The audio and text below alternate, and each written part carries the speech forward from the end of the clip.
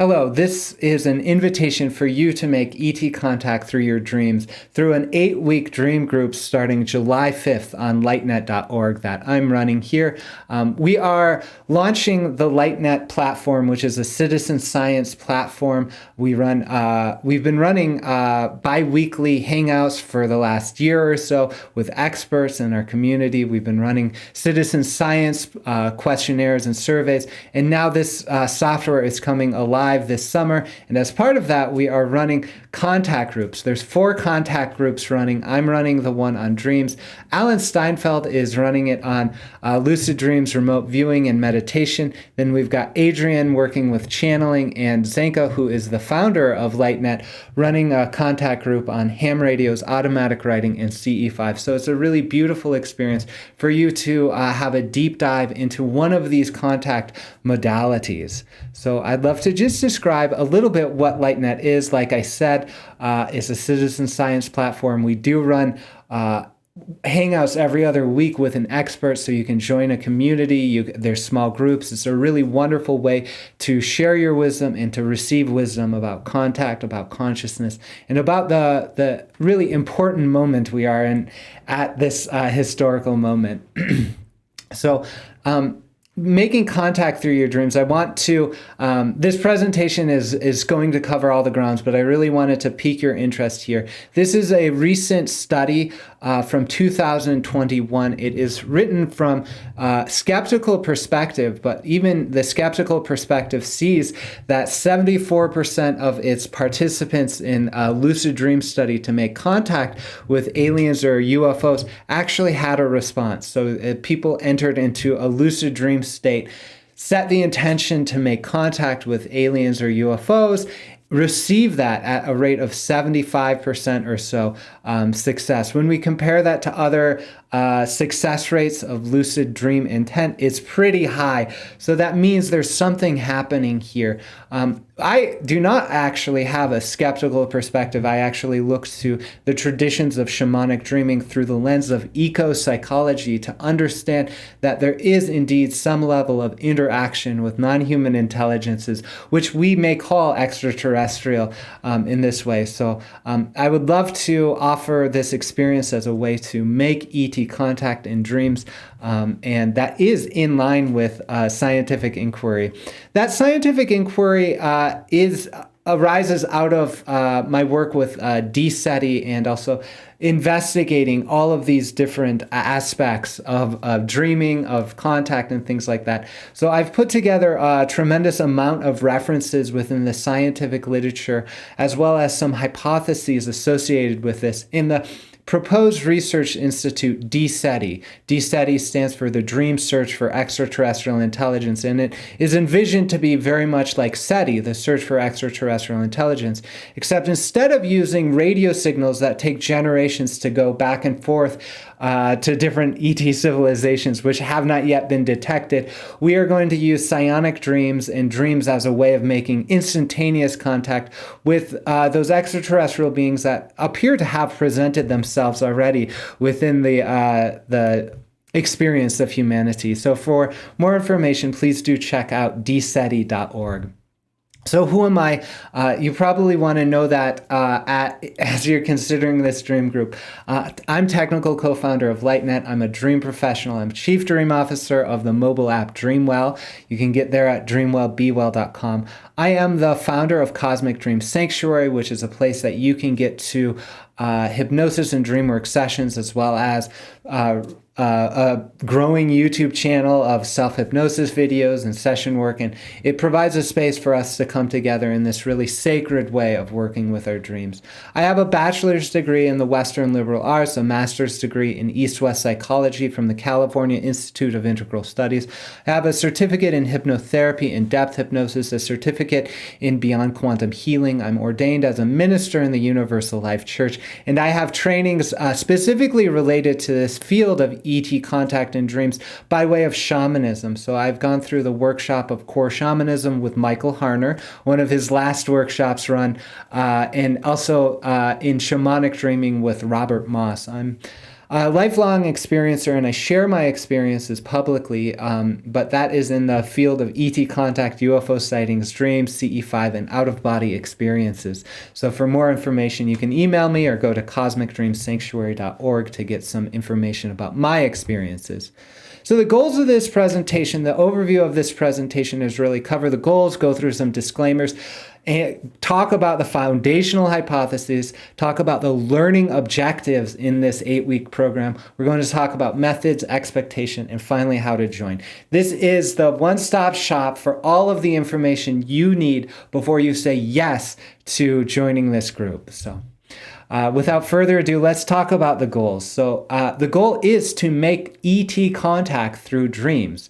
What does that mean? Well, we have to talk about who ETs are. What does it mean to make contact? And that's some of the work we will do together in the next 8 weeks. The goal is to support a small group community of dream practice. So this is 8 people. We're doing a small group of 8 people. You're going to be one of them, and we're going to support your practice in a community together. I'm leading it. I'm the guide, but I actually want to create a situation that is co-participatory, co-supportive. We're doing this together. I'm offering all of my studies and stuff like that in the form of pre-recorded like 10-minute, 20-minute videos before each session or whatever. But I really want you to guide this experience in a co-creative, co-participatory way. Another goal is to educate participants about ET contact and dreams. And that's where I really want to produce a set of guides, videos, experiences, articles that will really support your practice, but we can also use that in a greater context to provide more information afterward, right? I also want to train you to work with ET dreams and work with other people in their ET dreams. So it's like, I'm envisioning this to be a sort of prototypical kind of dreamwork training, actually. So even if you don't believe, that's totally fine. This is a way to explore your own experience and skepticism. That's fine. I want you to be trained in the scientific literature. I want you to understand from a theoretic point of view what we're actually doing, even if you believe or don't believe. That's really important, is that we ground this into a consensus reality, collective endeavor of understanding and knowledge. So that's really what we're doing here. Some disclaimers. We have to go through some disclaimers because this is an ethical principle of dreamwork, and it comes from the International Association of the Study of Dreams. They put out ethical guidelines, and actually I'm striving to follow those as much as possible. And so one of the things we have to do is to say, you as a dreamer or you as an experiencer are the authority, the sole authority regarding the interpretation and significance of your dream or experience, actually. And so in this way, you might go, oh, is this an ET dream or not? Really, you're the one that gets to decide. And a lot of the work that we'll do together is talking about it, doing dream work together, learning about all of these things so that you can make that informed decision yourself about the significance or interpretation of your dream experience. It's really important to know that dream work can be triggering. So we're dealing with aspects of consciousness that sometimes are repressed. We're dealing with experiences. Sometimes when we start doing dream work, they get scary or something like that. Things do come up. But if you're really interested in this, if it's exciting to you, please know that your subconscious mind, the dreaming aspect of your mind, wants you to have an experience of wholeness and integration, and it thinks if you're willing to, if you're excited about this, then it knows, it is saying you're willing to go through and capable of going through the practice of going into the dreams, even the scary dreams, even the triggering dreams, and come out on the other side. Additionally, ET contact is highly strange. This is one of the characteristics that unite it or tie it into dreaming practice. So oftentimes people go, my ET contact experience was highly strange in the same way that my dreams are highly bizarre. Therefore, ET contact is a dream experience. And so we see that sometimes ET contact is misunderstood as dreams. And actually, any professional that has worked with ET contact understands that there is generally an experience of associating, oh, this dreamlike experience maybe that was just a dream, maybe that was just a hallucination. And the goal here is to really go from maybe this was to an understanding of, yeah, it could have been a dream. Yeah, let's have that experience of discernment and bring that sophistication. Or say it was ET contact, or it was ET contact through a dream. There's a variety of experiences or possibilities here. It's important to know that dreams and ET contact are considered taboo by empires who have perpetuated a history of violent persecution of these things. So it's really important to know that when the Western European colonizing cultures came over to North America, they burnt books, they killed people, they genocided people, primarily because they work with dream time and they have connections with other sources of knowledge and wisdom that exist outside of that empire. So it's really important to know that there are a lot of things that are triggering here because we ourselves have a history of being persecuted and persecuting people based on their dreams and ET contact or contact with non-human intelligences. So we'll do some work in how to handle that sort of experience. We'll do some work of confronting those feelings in ourselves and that history, as well as to just sort of work with it. And finally, it's important to know that we offer no guarantees for contact, right? This isn't, you can't buy something like this. It is, you create the causes and conditions. I can guarantee I'm going to show up every week. I'm going to hold a space as best I can. I'm going to educate as best I can. But it's up to you to have an experience. It's up to them to actually show up. So we're creating causes and conditions here. We're not actually guaranteeing experience. And finally, again, it's important to know that the interpretation of your dream experiences is up to you. You are the authority. I can't say, hey, this was ET contact or not. You're the one that can say that. I want to educate you. I want to create the space where you're in a group together with people. Anyways, so let's talk about the foundational hypotheses of this group. So psionic dreaming is real, right? So we know from the Maimonides dream telepathy studies that dream telepathy exists at a rate that is significantly more than chance. So telepathy exists significantly more than chance. It's not great in terms of reproducible laboratory studies, but it's something that's at a real phenomenon. It's a real experience.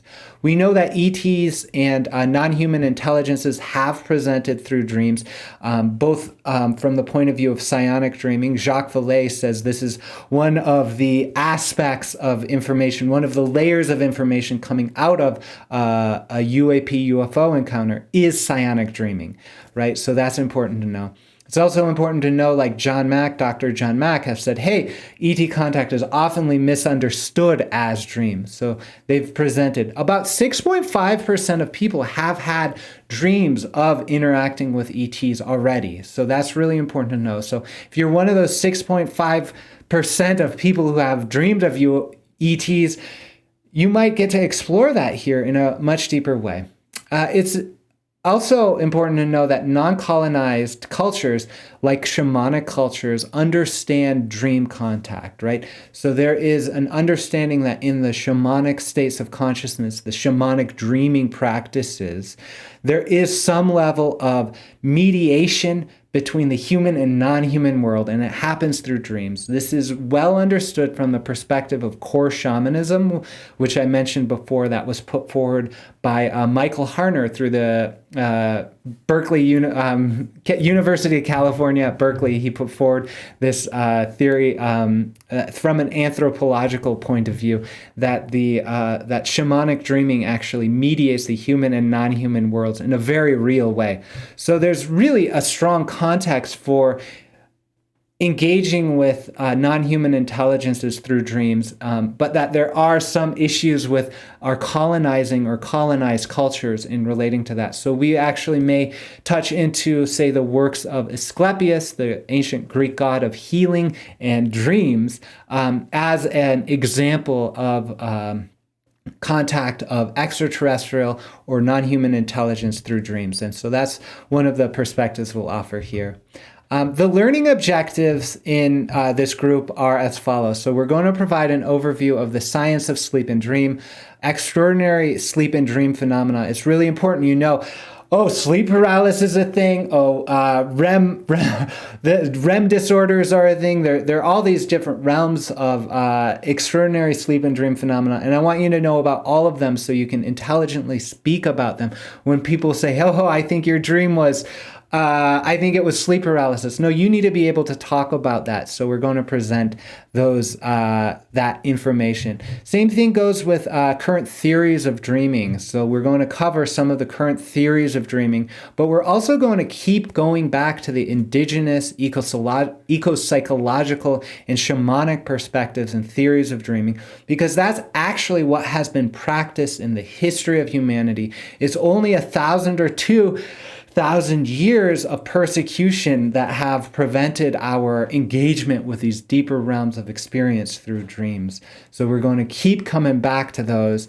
We're going to talk about dream work, dream sharing practices, and lucid dream and dream incubation methods. So that's giving you the tools to have a lucid dream or to dream based upon intention.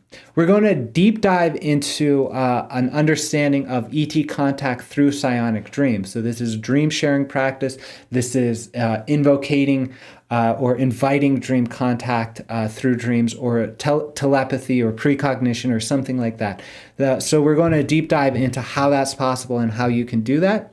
We're also going to talk about how ET contact is misunderstood as dreams. So I talked about ontological shock from the perspective of Dr. John Mack. He says, oh yeah, people go, this is highly strange experience. I don't know how to handle it. It must be a dream, right? So we're going to talk about how we can relate to those dream experiences and bring them into integration. Finally, we're going to practice lucid dream inductions, waking trance or shamanic states of consciousness in order to engage with our dreaming mind even more. We're going to talk about and practice CE-5 or human-initiated contact meditations. And then we're going to go through a practice of respectful dream sharing. So the methods we're going to use are pre-recorded weekly lectures. I'm going to present the dream science, and I'm going to present it in a way that's very similar to this, where there's text on the screen. I'm reading it to you.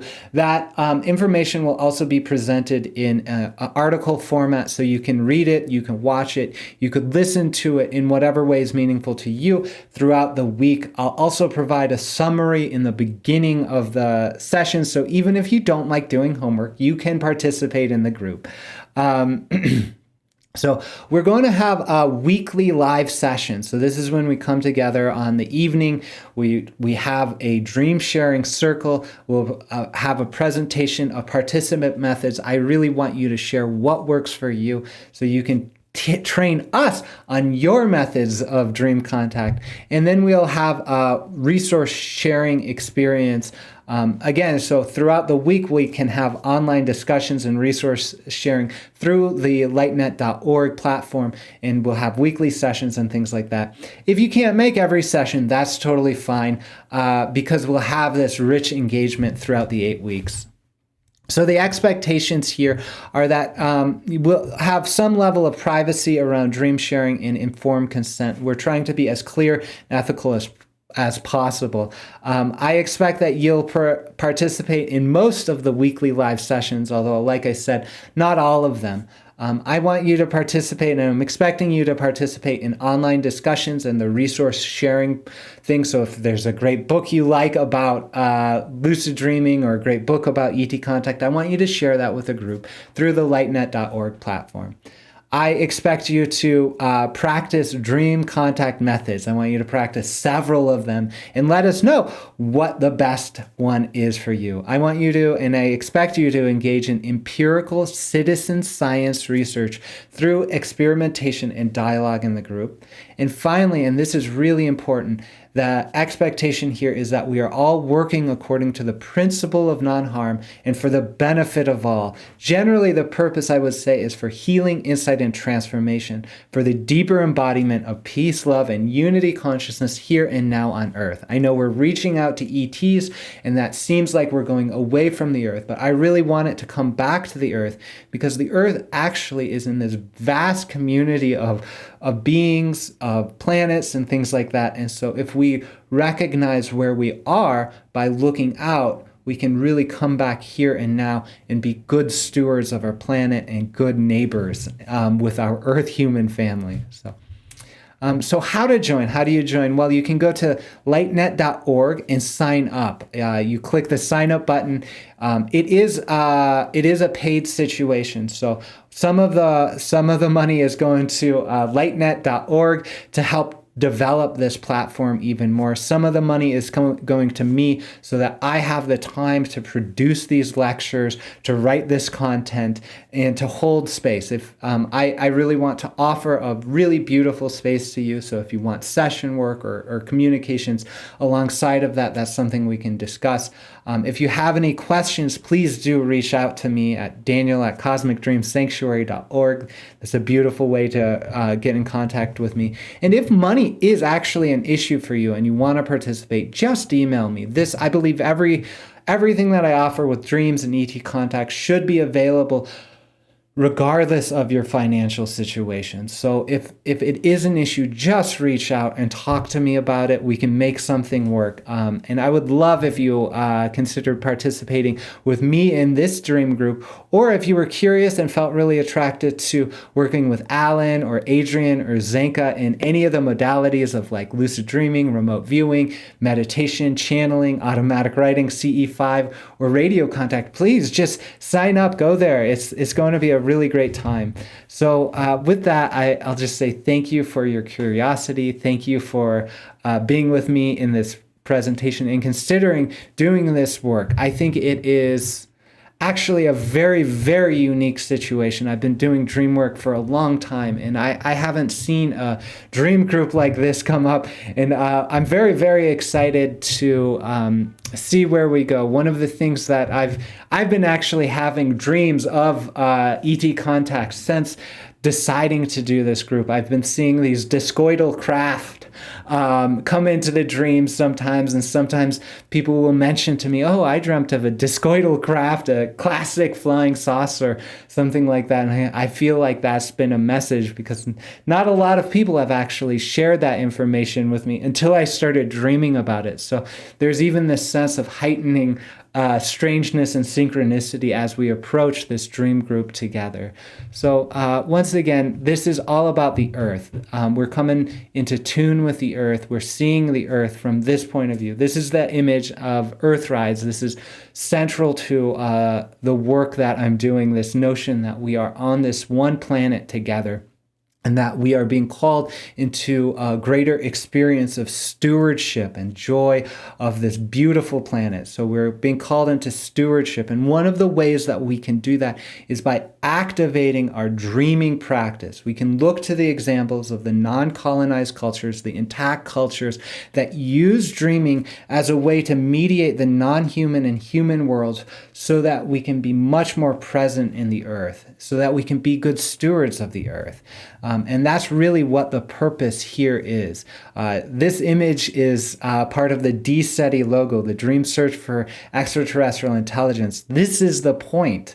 The point is being here and now on Earth. And the way we can do that even more is by opening up our dreaming capacity to this non-human world for the benefit of ourselves and our Earth family. So once again, thank you for considering working with me. Please do reach out if you have any questions, and I look forward to dreaming with you.